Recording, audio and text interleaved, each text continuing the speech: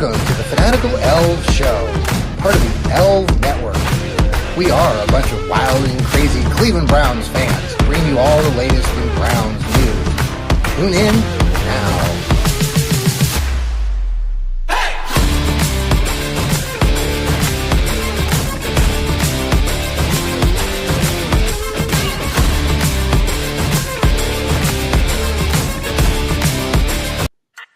Oh, hold on.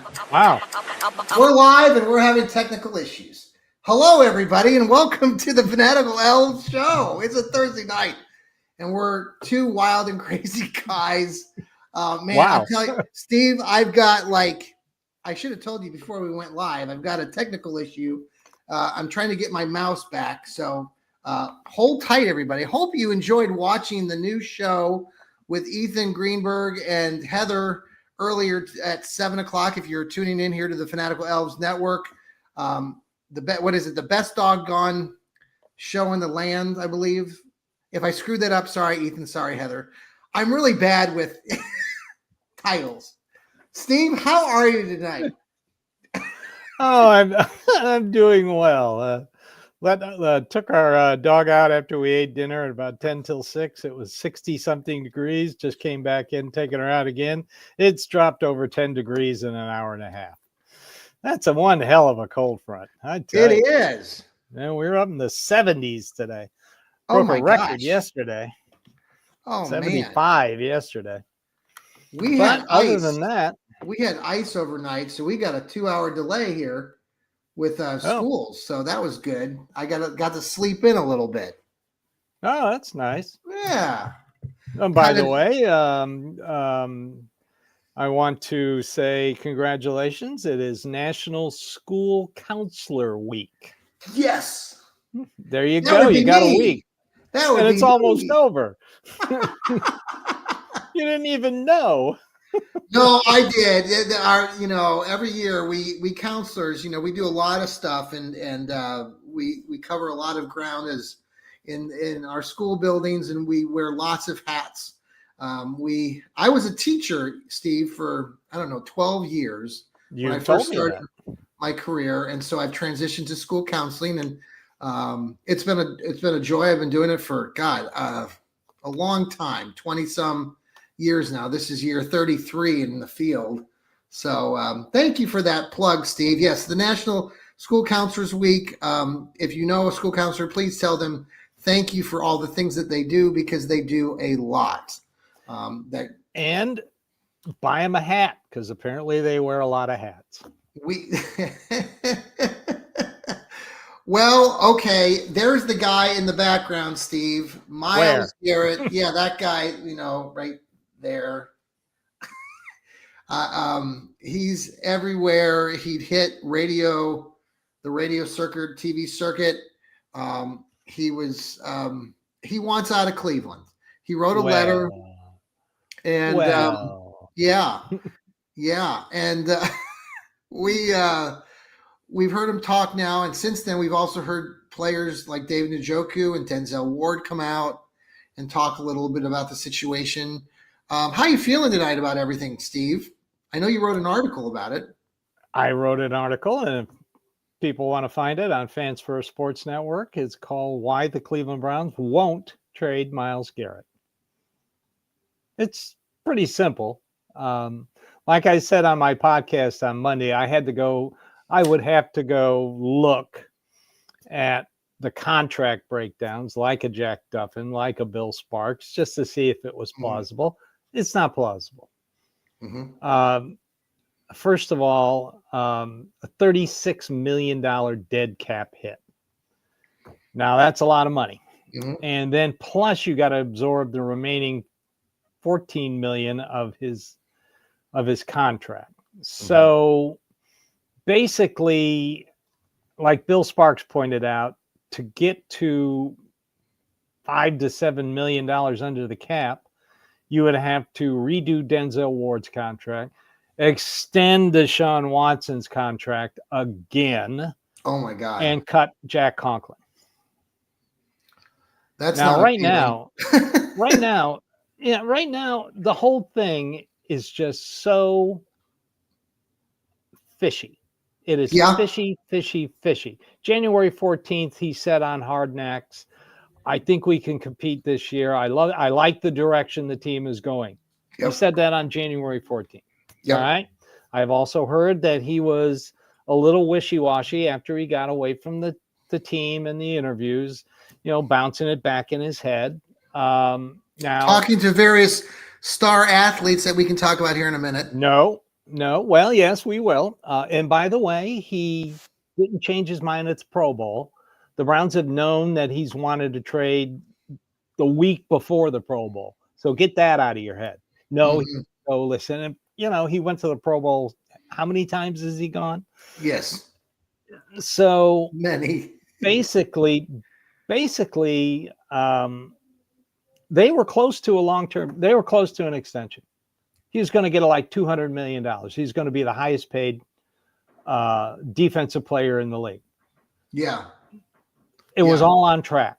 Then all of a sudden, he drops this bomb on Monday. Now, why did he do it? Well, we all know Myles Garrett loves the NBA. He owns like 0.1% of the Cleveland Cavaliers. His agent, Clutch Sports, yes, and Rich Paul, they are known as an NBA sports agency. Right. So all of a sudden he changes his mind. He puts out the letter. That's great. Then all of a sudden he hits Radio Row and takes a bunch of friendly interviews with softball questions. And, what the heck's going on? He sounded like an NBA star to me. Now, in the NBA, a star can do that. Right. LeBron James can go to ownership and say, LeBron James, you got to sign this guy. You got to sign this guy. You got to get rid of this guy. And they'll do it because that's the NBA. In the NFL, it doesn't work that way. It just does not work that way. So here's my theory. Okay. Because Clutch Sports is known as an NBA sports agency, they want to get more involved with the NFL. The NFL is a sure thing when it comes to sports agents. Everything is in the collective bargaining agreement, how much agents get paid, what percentage, it's all straight up. Okay.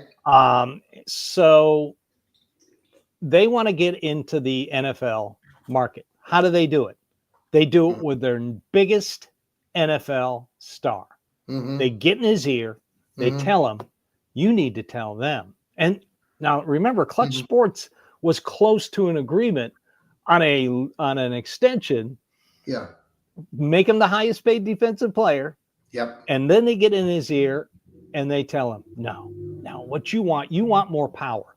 You want more power like an NBA superstar with the team. That doesn't work in the NFL. That's not how things are done. NFL don't like it. NFL owners don't like it. NFL front offices don't like it. Yeah. And I guarantee you right now, there are a lot of NFL sports agents who are just going, no, this isn't going to work. So, well, yeah, they're treading on their turf. And their turf is set. They got a great deal. They go to the combine here at the end of the month. They talk, they wine, they dine, they drink till 3:00 in the morning. Right. They make hypothetical signings. It's all a wink, wink, nudge, nudge type deal. Yeah. Well, here comes these guys with the help of LeBron James. Yes, he did contact Myles Garrett first and got into his ear. Why not? Rich Paul's his good buddy. Rich Paul represents him. Yeah. It makes Rich Paul richer.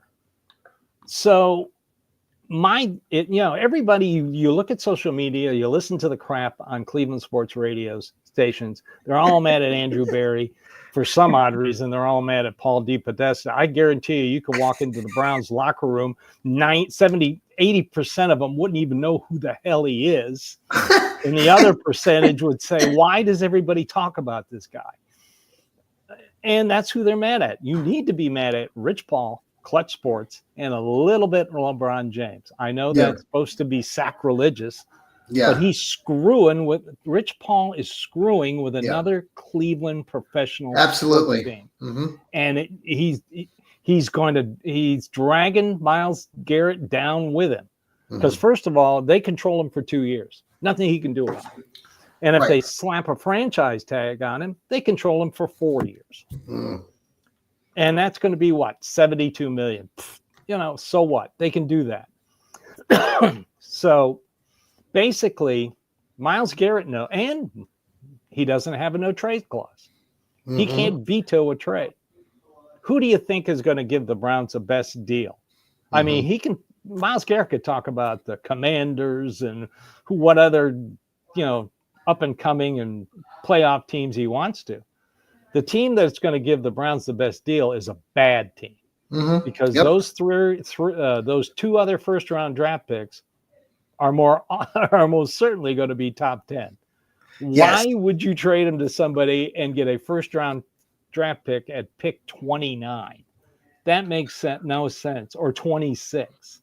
Okay, so let me ask you this, and kind of with this idea that you're getting into with the teams and all this stuff, and who potentially. What I'm looking at is, and I've mentioned this a little bit when I talked to Lou the other night on our Stirring the Pot show. Like, you look at some of these other players that have come through Cleveland that have recently been traded. So Kareem Hunt, he wasn't traded, but Amari Cooper. He asked for a trade and then he came back. So Amari Cooper, right? And then Odell Beckham Jr. Now, I know those deals, they wouldn't hit the team, but the fact that the Browns, when Odell was let go, people were like, that was just too easy. The way that the team just kind of let him go to Los Angeles. And I guess my questions with this whole scenario right now is, do the Browns, I mean, I know they hold the leverage, or they held the cards, all this, he's still got 2 years on his contract. I mean, do they want to, as a perception out there, the public perception, I mean, I know you might say, well, it doesn't matter, but Andrew Berry has a tendency, though, to try to cooperate or make things appealing and to make somehow Cleveland to look better as a team. And then maybe could he do something in this time frame? And I know what you've said already about the numbers. Is that just completely not going to happen? If he trades him, you're gonna look back fondly at 1-31. That's how bad it's going to be. I mean, right now they have a plan to get rid of Deshaun Watson, and it's a pretty damn good plan. He's not going to play in 2025. In 2026, they'll get the insurance credit, $44.2 million. Now, what they do with him in 2026 is I'm not sure. They just will put him on the bench and not play him. Then day 2 of the league year in 2027, you get rid of him. You split the cap hit, which won't be that big between 2027 and 2028. Boom, he's gone. Okay. Now, if you trade Mr. Garrett, you're going to be in cap hell not only this year, but you're going to be in cap hell next year. And then you're going to have to keep Deshaun Watson an extra year. Nobody wants that. So you don't see, or these other people don't see any way out of. There's only one way. And that make him a June 2nd trade. But to do that, he has to stay on the roster till June 2nd. Okay. Now you can do a June 2nd cut and designate 2 guys and cut them right away. But a trade, you'd have to wait till June 2nd, split this $36 million over 2 years. 14 would be in 2025 and the rest would be in 2026. Okay. But still, you would have to cut players. You would have to, the team will still be in trouble salary cap wise. They could possibly get to a 7 to 9 win team in 2025. So maybe if they got lucky, but there's no guarantee in that. And another thing I point out, if they just trade him now, you're not going to get you're not going to get a free agent quarterback. You're not. They're not going to. You're going to get Jimmy Garoppolo. Who wants Jimmy Garoppolo? Tony Grossi. Tony Grossi. Well, Tony Grossi didn't. Tony Grossi thought they should have drafted Mitch Trubisky over Myles Garrett. So he has no say in this matter. So oh, put Ethan's latest comment up. He is actually very correct. Yes. There you go. Yes. Remember that? Yes. See, that's the way things are done in the NBA. They don't do that in the NFL. So if you want to trade Myles Garrett right now, get ready to have this team suck. And if they trade him and this team suck, I guarantee you Andrew Berry and Kevin Stefanski will not be fired, because it will not be their fault. It'll be that guy on the picture's fault. I am 80% sure that they will sign him again. And I am going to state a case. Okay. Remember when Lamar Jackson wanted, when they were talking contract extension? Yes. It got very acrimonious. Yes. The Ravens even put a non-exclusive franchise tag on it. Yes. It got so bad that local reporters in Baltimore and Jason LaCanfora, who is based in Baltimore, all said the same thing. This is so bad, he's never going to play another game for the Baltimore Ravens. True. That's point. What they all said. And then they were all proposing, well, Atlanta could trade for him, or New Orleans, or Carolina. They all were doing that, what they're doing with him. What happened? He got his $230 million. It wasn't all guaranteed like he wanted, but he still re-signed. Yeah. Last year, Brandon Ayuk wanted to be traded, still with the team. Last year, Trey Hendrickson wanted to be traded, still with the team. David Njoku is a great example for the Browns. Wanted to be traded, signed an extension, happy, and now he's going to try to talk Myles Garrett out of it. Well, I'm tired of looking at Myles Garrett, so I'm going to change me the too. background. Get him off of here. I'm tired of it. I don't want to see him anymore. I'm annoyed. And let's get rid of Myles. There we go. Now I feel better. I do want to shout out again to Fans First Sports Network. We are the Fanatical Elfz Network. We appreciate you tuning in here on a Thursday night, watching us here on YouTube, on the X, on Facebook. Please listen to our show if you don't get an opportunity to watch us. Steve's got his show, Dog Pound South, coming up on Mondays usually. I've got my Johnny Cleveland podcast. We have a variety of other shows out there. Tomorrow night, Burning River Brownstock with Lou Marconi will be coming on. So and if you didn't get a chance to listen to Ethan and Heather earlier, please tune into their new show, which I screwed up, and I'm not going to even try to say the title, but let me go find that so I don't. The best doggone podcast. There it is, Ethan. The best doggone podcast in the land. Thank you, Ethan. Thank you, Heather. They were warm in Richmond, Virginia, 70s as well today. And I also want to thank Ethan for congratulating me on being, school counseling week. That all started with Steve's nice acknowledgement. Thank you very much, Steve. Okay, let's pause for a quick break here on our Fanatical Elfz Show. We'll be right back. Thanks for coming back to us here on the Fanatical Elfz Show. It's a Thursday night. It's me, John Suchan, with our co-host here, Steve Gill.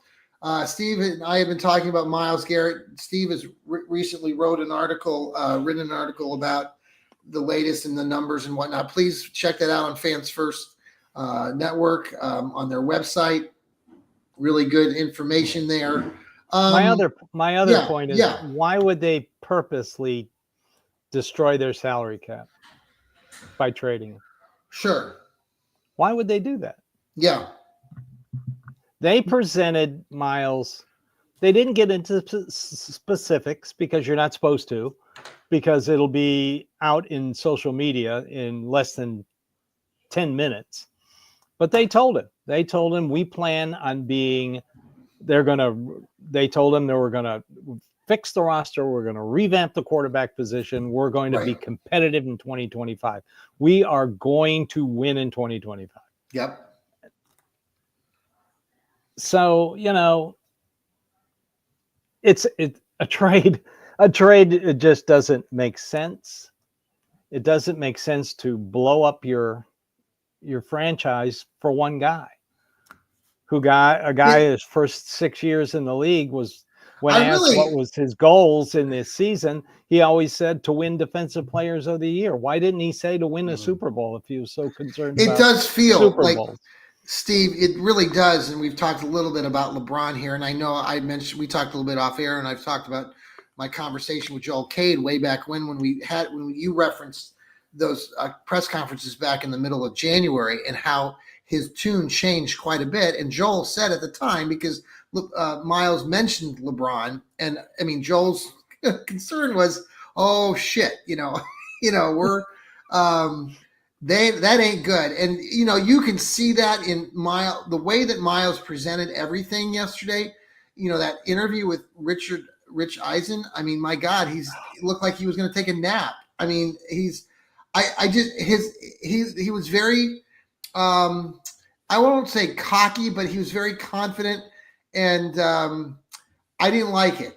I thought I was watching LeBron talking about taking his talents back down to South Miami Beach. Yeah. That's what it reminded me of. And I'm like, oh, damn. Well, I think we're safe because nobody labeled, everybody said he was on Radio Row. They didn't say he was on the Radio Row, because everybody knows if you put a "the" in front of anything Cleveland sports related, it ain't good. The drive, the fumble, the block. So the interview. Well, now here's another thing real quick that really disturbed me. I mean, he's talking to friendly people who are giving him softball questions. Now, do you think anybody could have asked him right when he said there was, what'd he say, a significant difference in our thought process? Follow-up question: what was that significant difference? Follow-up question: why did you say on January 14th in the Hard Knocks that you were happy with the direction the team was going? Yep. Another question: why, if this bothered you so much, why were you were very approving of the Deshaun Watson trade and getting rid of Baker Mayfield? By the way, he was one of the voices in the locker room that wanted to get rid of Baker Mayfield. So, these are some nice questions to ask. Yes. Hi, Myles. They were. If you didn't like the deal, why were you so for it? I just. So we haven't heard. I mean, we don't have to hear from the organization, but like you said, that this team knew that Myles was going to say when no. Andrew Berry said the line Cleveland to Canton, they already knew. They already knew he wanted to be traded, and they said no, we're not going to do it. A lot of people have talked about that since that comment, because a lot of people are using that. That was a petty. Now that I've looked back on it, that was very petty. Everybody's saying, "Oh, that's a classic." Well, let's talk about this, Steve, for a minute. I mean, there are lots of things, and this is where the Browns organization has really stepped up and stood behind Myles. And the thing is that Myles grew up on this team. He came in here from Texas A&M, #1 draft pick. Young kid, 21 or whatever years old. He's 29, right? And now, I mean, he spent his adult life growing up here. And, he had the incident throwing the helmet at Mason Rudolph, trying to take his head off. We stood behind him then. Wrecked his car, driving recklessly and very, what else am I missing? There was a third thing. Was there something else that he was very, not as much this past season, but the season before, I mean, his attitude and his comments about the coaching staff and Stefanski were not all that great. And no, on Stefanski, he likes Stefanski because he said he. Well, now, he's come out and said he's good to his players, and he tells you what he thinks, and he's a very player-centered coach, and he was very complimentary of both Stefanski and Berry. So see, that's why this little change of pace just. Oh, I agree. Yeah, it's a change of pace. That's an intriguing. That's a pretty strong. The tea leaves. Everything's kind of you think about what you just said. he wants a seat at the table to help make decisions. Well, that's not going to happen in the NFL. You can do that in the NBA, but that's not going to happen in the NFL. Mm-hmm. I'm sorry. Well, I thought it was interesting. I think it was an Aaron Goldhammer, 850, just showed, or maybe I don't know who it was, but they shared a stat. In 3 playoff games, he has 6 tackles. Is that right? 6 tackles over 6 tackles, 1 sack. Yeah, in 3 games. I mean, we've had really good teams for the Cleveland Browns that he's been part of. He's that opinion has been out there. Where was Myles? Like in the game last year or 2 years ago against the Texans. Where was Myles? He had. There were other games. He's had moments. Where was Myles? He tends to be a streaky player. Gets his sacks. There was this thing about him getting sacks early in the season and then tailing off. What did he end up with? 14 or 15 sacks this year? Is that about right? I believe so. Yeah. I mean, it's sad in one end because I thought that he was committed. And like you've said, Steve, he's mentioned as recently as a month ago on January 14th that he basically, was committed and was ready to go and play with his team. And it is the direction they were going with. We're not that far off. All we got to do is fix the quarterback position. Mm-hmm. Same thing Denzel Ward said. Same thing David Njoku said today. Do you think that the plan? So when you think about what was said behind closed doors with everybody, what do you speculate was actually said? And what obviously, I agree with this story about how Clutch Sports is playing a big role in this. So what do you suspect? I mean, there's a lot of people are talking about how obviously the plan wasn't good enough and that Myles changed his mind, but I'm sticking to kind of your story. But what do you think the plan is just in general that the Browns are presenting to other players? Well, they're going to do, I've said this many times, they're going to do what they did last year for Deshaun Watson. They're going to do for the new offense. Mm-hmm. With Tommy Rees, whatever quarterback they get, we will know when free agency starts on March 10th or 12th, or we might hear some rumors out of the combine later this month. I doubt it, though. This front office is so sealed tight, and I love that. Yeah. They don't blab like John Dorsey did.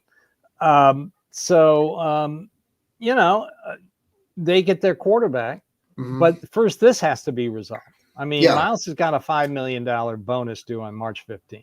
Yeah. So, and they need to take care of this. I'm still of the belief, and I've talked to a few people, and one guy gave me, I'm 80% sure they'll sign it. He'll sign an extension and stay with the Browns. Okay. So I'm going on that. Okay. He knows more than me, so I'm going on that. Yeah. Because it makes no sense to destroy the franchise money-wise by letting one guy who has no control whatsoever dictate what you do. Mm-hmm. This is not the NBA. Even though Clutch Sports wants it to be, it ain't. Mm-hmm. And I've heard a lot of people say, well, what if he holds out? Well, guess what? That just ruins his marketability even more. Mm-hmm. Mm-hmm. So, nobody wants to trade for a prima donna. No, and it's. So do you think, he didn't come out yesterday? I didn't hear him, when people would ask him, he kept saying, "Oh, it's about the trophies," and even Rich Eisen at the end of the interview was like, "I see that you're not looking at the trophy and stuff like that." I'm like trying to be silly about it all. I don't know. It is kind of a show. Well, I don't doubt entertainment. I don't doubt he wants a ring. That's what you get in the NFL. That's what every gosh dang player wants. I mean, come on. Well, I don't know that, but I mean, none of these guys at the highest level get into these professional, games thinking, okay, I just want to pocket a check. Sure, to a degree, I get it, but these guys are all competitive. That's how they got to this point. They're all striving to be the best. They're perfectionists. they want championships. Nobody's going in saying, okay, I'll just go 1-31. Like, come on, man. Myles is, I don't know. I mean, they're all chasing championships. Myles just wants out Well, of they're Cleveland. chasing a ring and they're also chasing money. Yeah. There's the Yeah. combined deal. Mhm. But, well, since Myles has been in the NFL, 8 years, who has been the AFC representative in the Super Bowl? Which teams have been? Yes. The Chiefs. You got Kansas City, and Kansas New City, New England. Yeah. Was New England one of them? Yeah. Mhm. Cincinnati once. Yeah. That's about it, isn't it? Yeah, pretty much. Yep. Yep, it is. And by the way, did you see Joe Burrow on Radio Row? I did not see that interview. No, I saw little bits and pieces. Like, had his little tin cup out begging really? the cheapest owner in the league, hey, you got to pay everybody. Oh man, people rip Jimmy Haslam, but he is willing to spend the money. Yeah, I mean, you could have Paul Brown. Yeah. Well, I think this is digging around really, for quarters in the backseat of his limo. Well, it really is just I'm gonna, he's getting, like you said, a little birdie got into his ear and said they got into his ear. If you listen to those answers, Oh yeah. And then compare them to what an NBA superstar would say. Or even just compare them. Go back, if everybody who's a Browns fan, go back and watch those two other conversations he had with the press, the local press, back in January, like you're referencing, and then go and listen to and compare that to how he sounded yesterday. I mean, it was, it's something. I don't know. Like I said in my article, I can't imagine this team, this front office, as good as it is with contracts and moving money around and manipulating the cap, which is easy to do. The cap is easy to manipulate, but hard to maintain. Why they would want to go down a road and end up like the New Orleans Saints, who have been for the last 5 years, including this year, been in salary cap hell every year. That's what you're looking at. So you'll end up barely making the playoffs and being one and done, or not making the playoffs. Like I said, they can do a bunch of stuff by trading him after June 2nd. But then you're looking at a 7 to 9 win team if they're lucky in 2025. So Browns fans, think about that. Well, and that's if you want to get rid of them, that's what you're asking. Hey, I just want to ask you a couple more questions about the AFC North. You mentioned Joe Burrow. There's a couple other stories out there today with the Pittsburgh Squealers. One is that, Russell Wilson not coming back probably to Cleveland or to Pittsburgh. Maybe he'd come to Cleveland. That tells me that his agent has a pretty good idea who do you think that or he wants more money from Pittsburgh and more years. Justin Fields is out there, right? He'll be a free agent. I don't want him. I know you don't want him, but do you think the Browns? I read an article. A guy wrote an article who compared two players, only their passing metrics, for the last 3 years. Yeah, Justin Fields and another player, and they were very, very similar. You know who the other player was? No, Deshaun Watson. So if you want a passer rating like Deshaun Watson, my memory of Justin Fields, let's get Justin Fields, and I'll just say this about Justin Fields and every Ohio State quarterback, and this is why I will say this even now, because I know Will Howard only played for the Buckeyes for 1 year, but Ohio State quarterbacks do not have a history of doing very well in the NFL, period. I mean, you want to go back and look throughout the history of Ohio State Buckeyes and them getting to the NFL, they're few and far between, and they don't have that success rate that maybe some people think that they would because they're the Ohio State. So I'll just leave it at that. Justin Fields, though, CJ Stroud is pretty good. He was a better. Yeah, okay. I'll give you CJ. Yeah, and I think that's CJ Stroud was a better quarterback than Justin Fields was. Yes, all around quarterback. What about Will Howard? Not saying he's going to come to the Browns, but what do you think about Will Howard? Okay, day 3 pick. And do you think he'll see time in the NFL? Like, do you see him as a potential A starter? backup. As a backup. Backup. Mm-hmm. Yeah. Yeah. Yeah. I listened to, unfortunately, the last couple days I've been turning off 850 because they get stupid. I mean, Rizzo can't make up his mind how bad the salary cap Ethan's is. probably watching this right now. I know Ethan listens to 850. He's been commenting a little I bit just on social turned them media. off the last 2 days. I mean, last week they were $60 million over the cap. This week they were $70 million. They're $30 million, but when they roll over the $41 million they didn't spend, they'll be $11 million under the cap. Just so everybody knows. If you know Tony Tony Rizzo, tell him that. If you don't know anything about salary cap, don't talk about it. Yeah. But they aggravate me. Oh, absolutely. Sure. Well, I think everybody's just frustrated. But I do know one thing. I'm starting to change my mind about the top two quarterbacks. I listen to Cleveland Browns daily only because their studio is actually in the facility in Berea. Right. And Nathan Zagura draws his paycheck from the Cleveland Browns. Sure. And they've been talking about the top two quarterbacks lately. And Zagura thinks both of them could be either one could be a franchise quarterback. And I've been telling you this, Steve, for a couple weeks now. John, I'd rather listen to somebody in the facility. Nathan Zagura says things. You don't want to listen to Johnny Cleveland. I'm disappointed, man. Come on. He says things that if you listen very closely and read between the lines, he's giving you hints. Absolutely. But you got to listen. So where do you think so which one do you? I don't know. I don't know if they really, and I said this last Thursday, if they feel Cam Ward or Sanders is the answer, do it. Draft them. Yeah. I mean, don't just draft a quarterback because you got to have a quarterback. That's what happens when Chicago drafted Mitch Trubisky.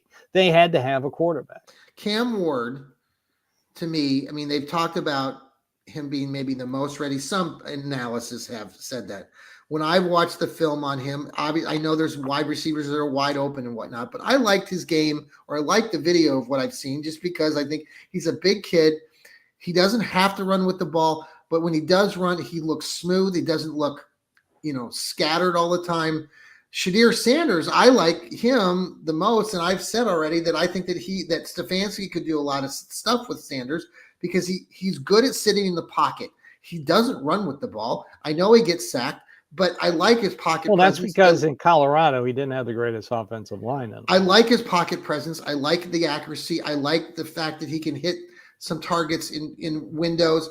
I think I'm going to agree with, like you're saying right now. I mean, I think either one of them will help this Cleveland Browns team. I just think that. I mean, I could be completely well, you got to go back.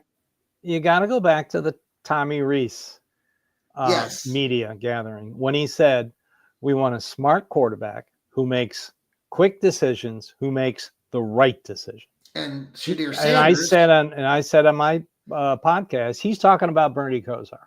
If you really think about it, that's what Bernie Kosar was. That was he wasn't the fastest in the world. God, he hardly could move out of the pocket. No. But when he turned out and came out of that huddle, he was already reading the defense. And he knew it before he got up. You could always see that, as a kid growing up watching games. And he was making the right decisions. Yeah. I mean, he tied a record for most passes without an interception. That's the type of quarterback they're looking for. So if you're thinking about drafting a quarterback at 2 and you're looking at Sanders and Ward, you got to look at that attribute. Well, I also have shared the stats too that 12 of the 14 quarterbacks that were in the playoffs this year were drafted not only in the first round, but in the top 10. And I know that we don't want to force the issue and just take a quarterback and people are saying that one or two these guys are not the best and they'd only be drafted in the top. They wouldn't even be in the top 10 or 20 if it were next year. And maybe they're right. I'm not gonna, but I don't know. I think at this point, everything that's been going on, I think this team, the Browns, have a talented team. But so I guess your question or the thing that you presented earlier, do you want to be a 7 or 9 win team? Or do you want to win 11, 12 games and make the playoffs? Mm-hmm. Now, if they follow what they're going to do, are they going to make the Super Bowl next year? If Myles comes back and they do everything that Well, shouldn't that be the goal every year, Steve? I mean, that should be the goal every year. I mean, right now, people talk about the Steelers as being a great dynasty, but what do they do every year? They win flame out. 9 to 11 games and they lose their playoff game. I mean, and the fans aren't happy. The fans over there are just sick and tired of it. Oh, they want to get rid of Tomlin. Yeah. So, and now they got a quarterback issue. I wouldn't sign him. The guy folded like a cheap lawn chair the last 4 games he played. What if you sent Myles to Pittsburgh? That's not going to happen. First of all, if they do trade him, it'll be an NFC team. Yes. It won't be an. What if they traded him to the Tampa Bay Buccaneers and he reunited with Baker Mayfield? They want top 10 draft picks. They want to pick a team. They want a team to offer them 3 first-rounders, a team that is perennially bad. So the New York Giants or the Carolina Panthers. Yes. Or, somebody like that. Yes. That's what they want. Yes. Yeah. Well, we got a lot of time to think about this, but like you said, June 2nd is a long ways off. Well, March 15th is the first key. Yep. I think this will get resolved before free agency starts. You think maybe tomorrow they're going to announce that they've signed him? No, I don't think it's going to be tomorrow. Right now, they're excuse my language, they're having a pissing contest. Yeah. And you notice that the Browns haven't said a word, and they're not going to. They've been very quiet. They're not going to. Yeah. And they shouldn't say a damn word. Let Myles mouth off all he wants to. Yeah. He's only hurting his own case. Yeah. Not only with in the league, but he's really hurting his case with the fans. Yeah. Now we're finding out about the true Myles Garrett. Yeah. Yeah. No, I hear you. Well, there's a lot more to listen to and follow here in this story. I want to give a shout out to the Cavaliers. I know. Great trade. They made a big trade today. The kid's name is Hunt. Yeah. Pretty good. Hunter, I think. He's started for the Atlanta Hawks. He comes off the bench this year, mostly scoring, 20 points a game, 19 points a game, about 30 minutes. He'll probably be inserted into the starting lineup now. Dean Wade's been out with his knee bone bruise. Dean should be back in about a week and a half, from what I've been told, off the record. Hopefully. Oh, yeah. Inside sources. Well, you heard it here first. Yeah, you heard it here first. But no, Dean's a good guy. I think they'll continue to bring him off, maybe bring him off the bench then. But they've got, this new kid, 6'8", 6'9". He can contend, and they lost to the Boston Celtics the other night, and I know a lot of Cleveland fans are like, well, we can't get by the Celtics, and maybe you couldn't, but I disagree with that. I think, I would take this team, and now you've added this other piece to the puzzle. I think it will make this team stronger. So it's fun to see the Cavs winning. The Guardians are down. Did they go out to Arizona? Is that where they're training? The equipment trucks left this week. Yeah, so they're getting going there. So good, exciting to see that get started. And who knows? Seeing videos of all the players getting ready, like Clase was down in the Dominican Republic working out, working on his throwing motion. Yes. So that's good. Final thought here, Steve, before we say goodbye to everybody, and thanks again for tuning in to us tonight.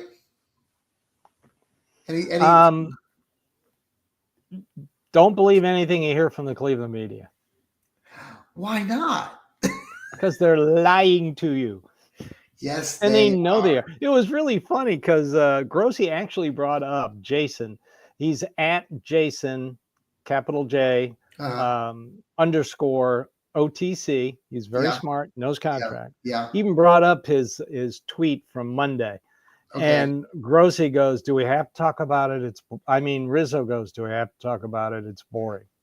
That tells you exactly how Tony Rizzo feels about not knowing anything about the salary thing. The guy's younger than me, and he can't even work his phone. Just crazy. One of these things really easy. Like yes. Yes. Well, folks, Steve, have a very good night.